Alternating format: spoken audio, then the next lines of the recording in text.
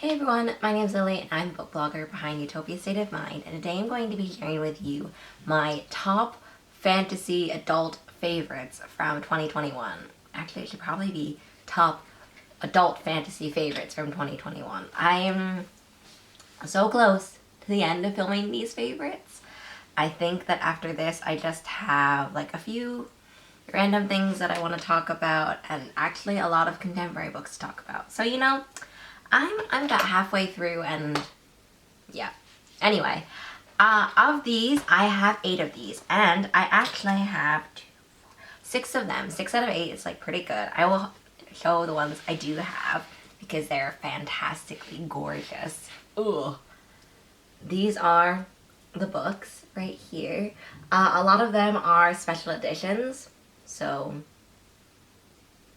that's just what I do. When I know that there's special edition for a book that I really love, then I track it down and I get it. Plus, in the adult fantasy favorites is the Sapphic trifecta. If you were like around Twitter around that time, basically there were 3 titles, which I'll talk about today, that made up the Sapphic adult fantasy trifecta, and they're here today. So let me just chat. The actual first one I have, because I'm going chronologically in my reading year, I guess, is not on this pile, and it is Ring Shout.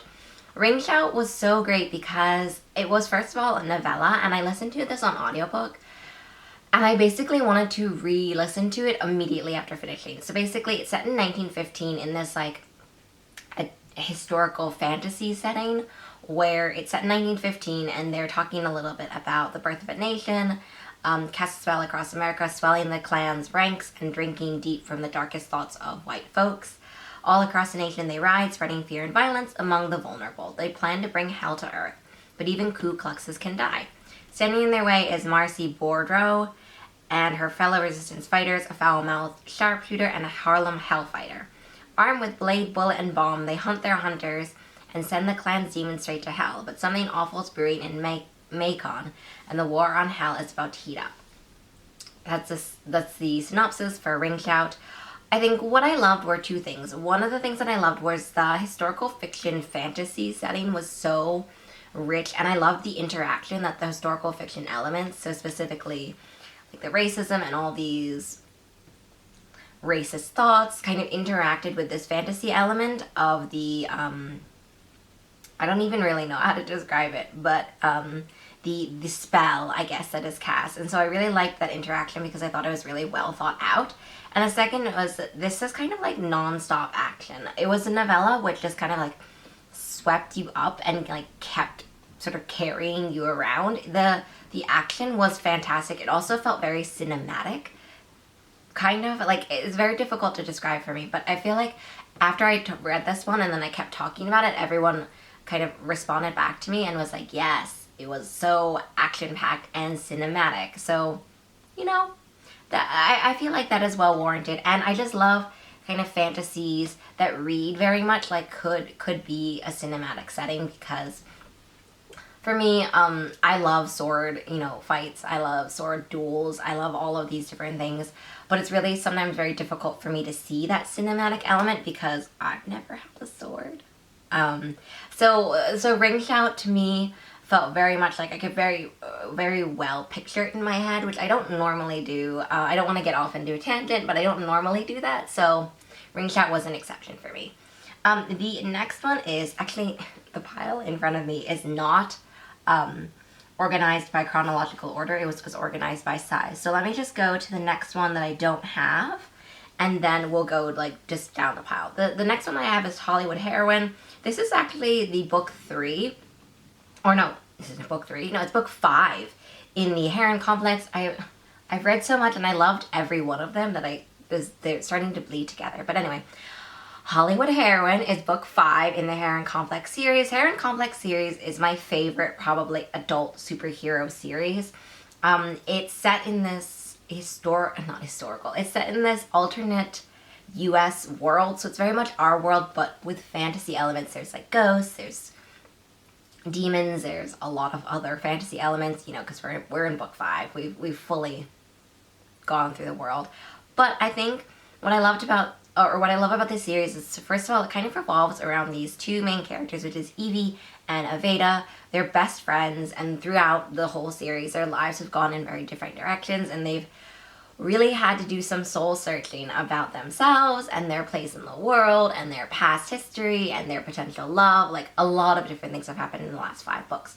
But what I love the most about Hollywood Heroine is that it really talked about the pressures of being a woman of color, and specifically for them, because they are superheroes, so they're so prolific, the pressures of being a woman of color in a position of fame, and what that can do to, like, how we think about ourselves and how we think about our mistakes, and how the pressures for women of color are so much harder because, you know, one mistake and then they're instantly written off, or how their achievements are so easily taken away from them or attributed to other people. Like, that specific theme in Hollywood Heroine was so fantastically well done. I mean, besides the fact that there's tons of actions and the character development has been so fabulous throughout the entire series, that specifically, though, was one of the things that I loved the most about Hollywood Heroine, which is why I rated it 5 stars.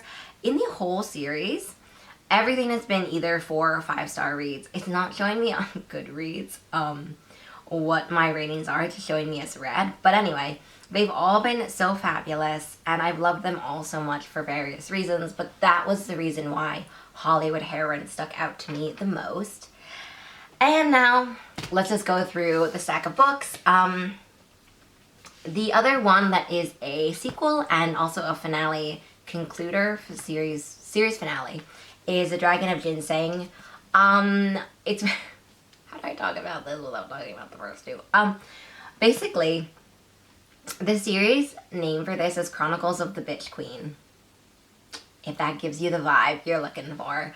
I loved how this entire series has really examined women in power and how they are persecuted and judged and kind of disenfranchised before they even begin. That was a huge theme in the first one. The first one about theme of, like, power and position and love and friendship and family and being, like, in love as a woman and a position of power, you know.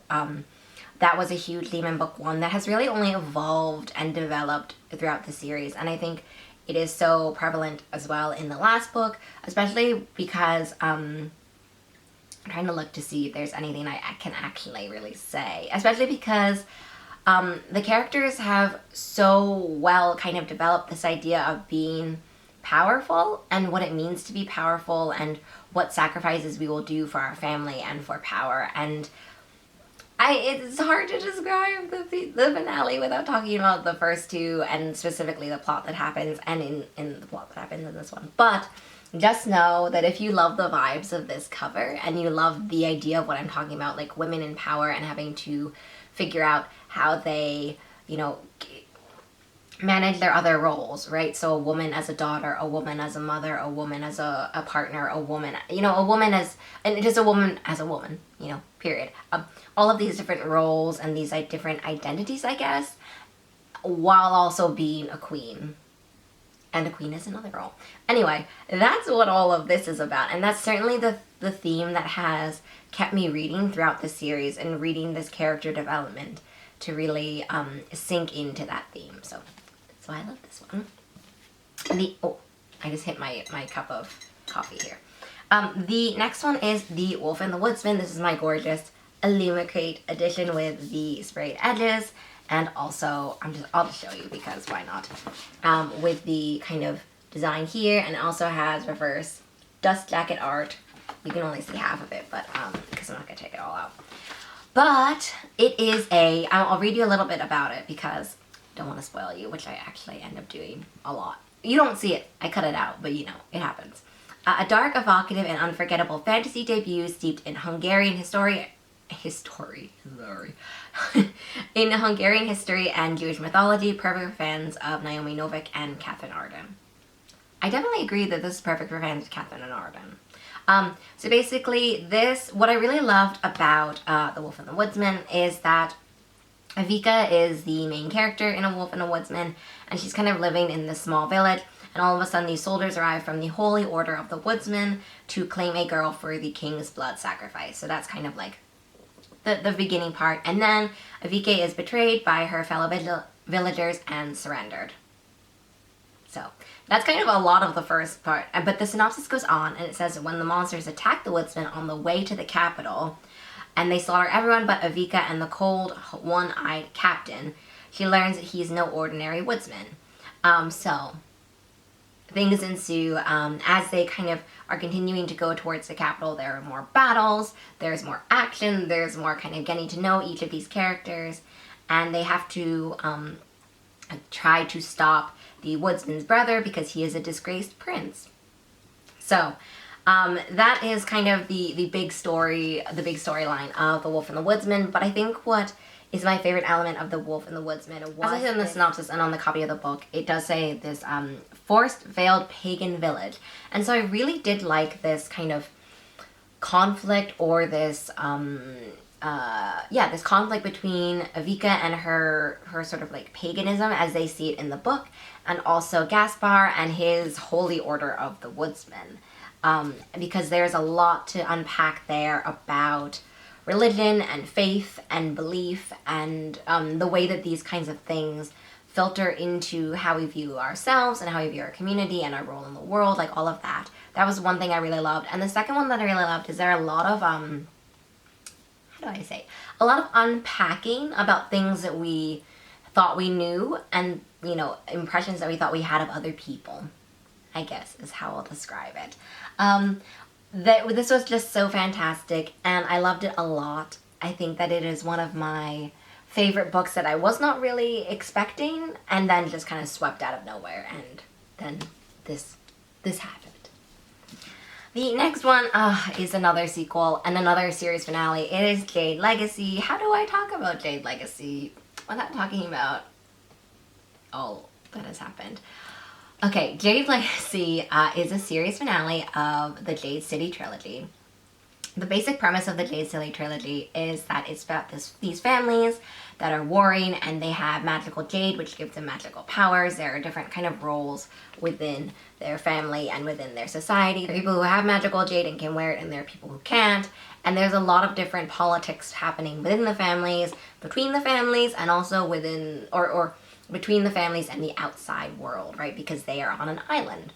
So, in Jade Legacy, it very much is kind of like, it's intergenerational. Jade Legacy spans over a long period of time. I remember Fonda Lee saying something about how like Jade City is a lot about the clans within, to each other, and the clans within each clan.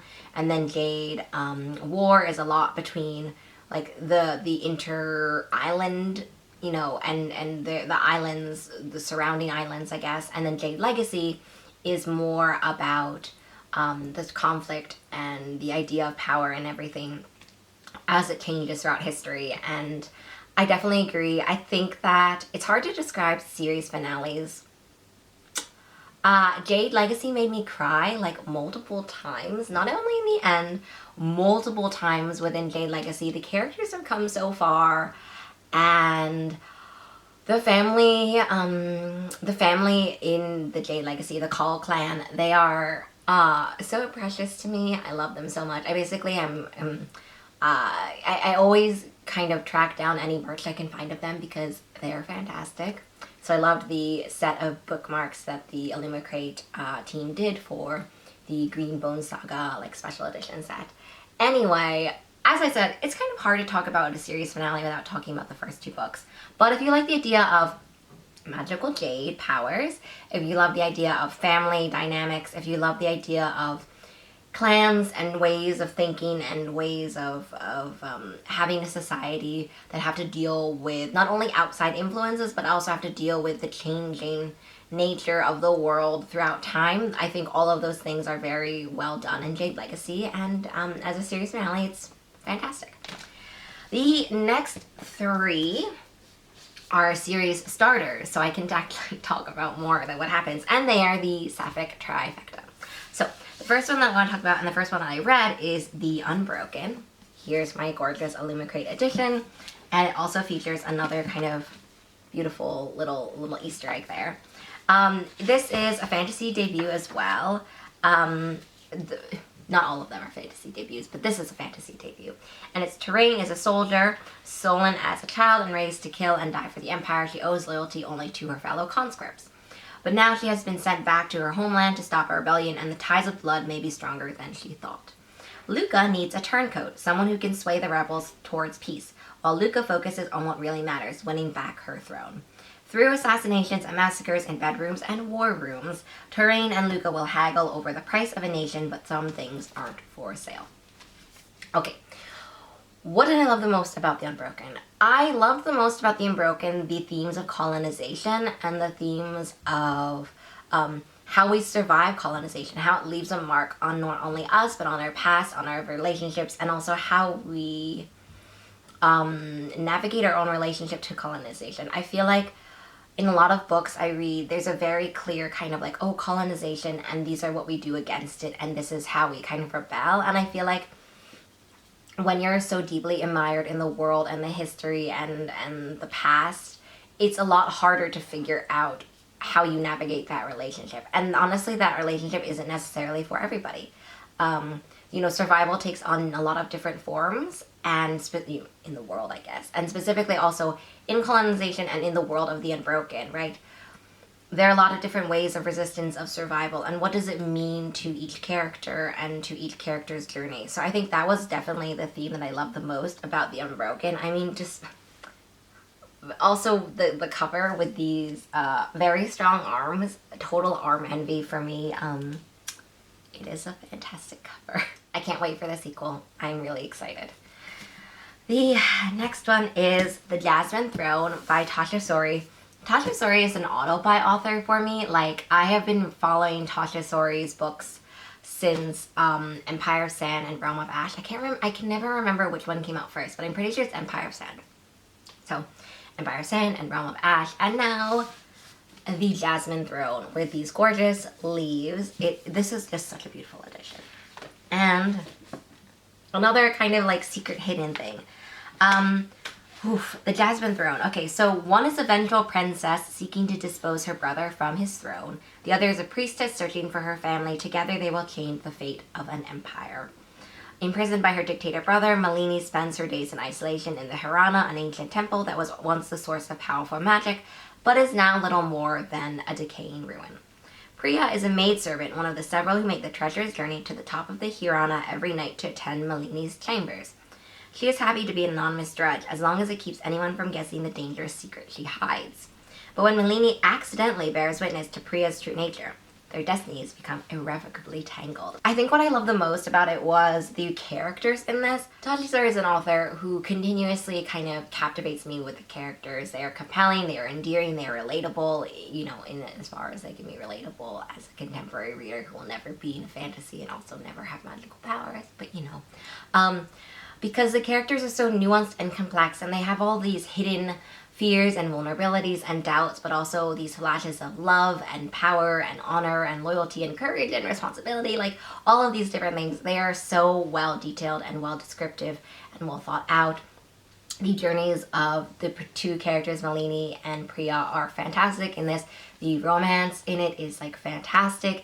It's not as intense as, for example, in Realm of Ash / Empire of Sand. I remember some of the passages that I would read and highlight would be like, this is vow level material. That's what I used to say. That's how I used to describe it, at least.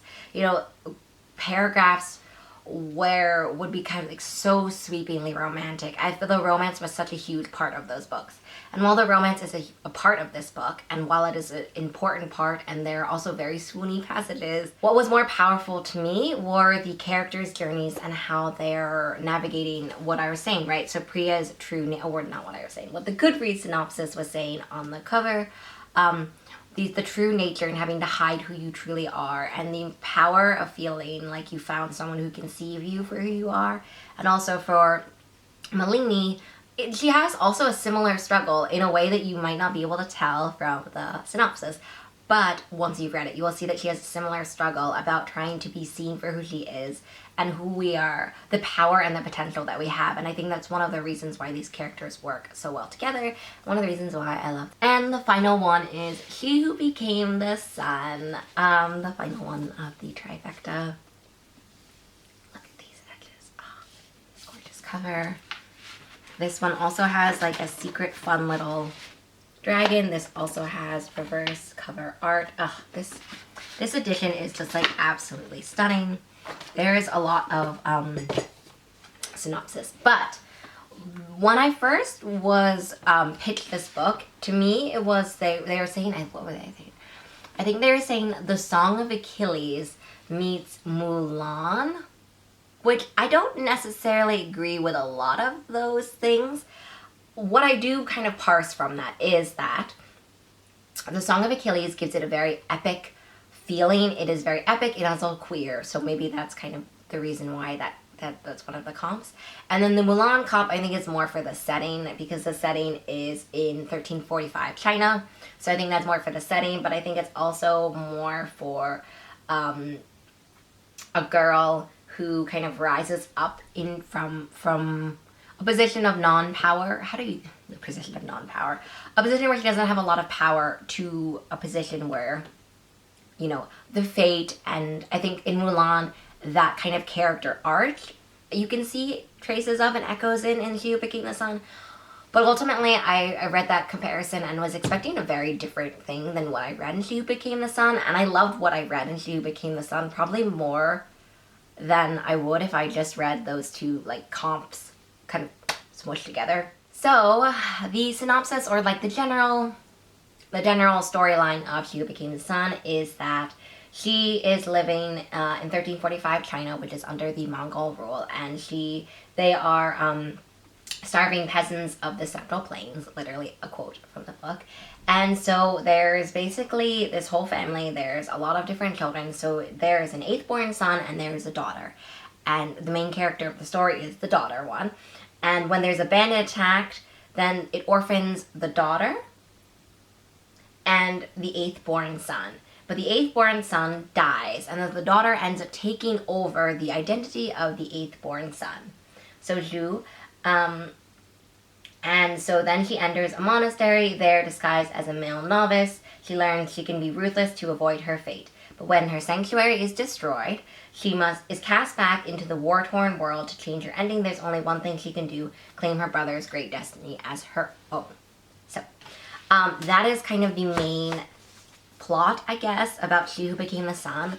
She Who Became the Sun was a book that started a lot slower than I thought it would, because there is so much to parse out. There's so much to lay the groundwork for these characters. And as I said, I felt like the synopsis has a lot to do with the very beginning, but there's so much more that happens afterwards. You know, when it says, there's only one thing she can do: claim her brother's great destiny as her own, right? After that, there's so much that happens that is not in the synopsis, which is like, that's good, right? Read the book. But I feel like there's the scale of this book is so epic in a way that I was not expecting from that synopsis, and in a way that makes it feel very slow at the beginning, but it's slow because it leads up to this like fantastic series of events that are really, really great. And my fan just turned on. Anyway, as I can say, the epicness that you might get from the comp of The Song of Achilles is definitely present in She Who Became the Sun. It just takes a little bit longer, and I think that is just so much more rewarding and fulfilling. Also, it's the beginning of a series, and so there's like tons more to come. And it's just such a fabulous book. I think, as I said, I think that the comp titles were super misleading for me, at least at the beginning. So, as I said, if you like the idea of claiming, and I think this is where the Mulan comp comes from, but claiming destiny that is denied to you, or destiny of people who never really thought you could amount to anything. If you like that, if you like queer fantasy, and also if you like a really epic world, a really epic storyline, you know, events and characters that are going to weave in and out. You may not know what's happening, you may not know sort of where it's going, but it ends up going somewhere fantastic. If you love that, definitely you need to read She Who Became the Sun, because it is an amazing fantasy debut that I just loved to pieces. And that is the 8 adult fantasy favorites from 2021. Honestly, they're all fantastic. Some of them is like, there's a novella, there's series enders, series starters. You basically should read all 8 of them. I mean, I know I say this for all of my all of my favorites videos, but it's true. They wouldn't be my favorites if I didn't think that you should read them. So, I hope that you enjoyed. Let me know if you have any adult fantasy favorites that you read in 2021. I know these videos are really long. I'm very sorry, but I love them to pieces. So anyway, have a great day. I will see you in the next favorites video. And yeah, I hope that you have a good reading day, week, month, year. Bye.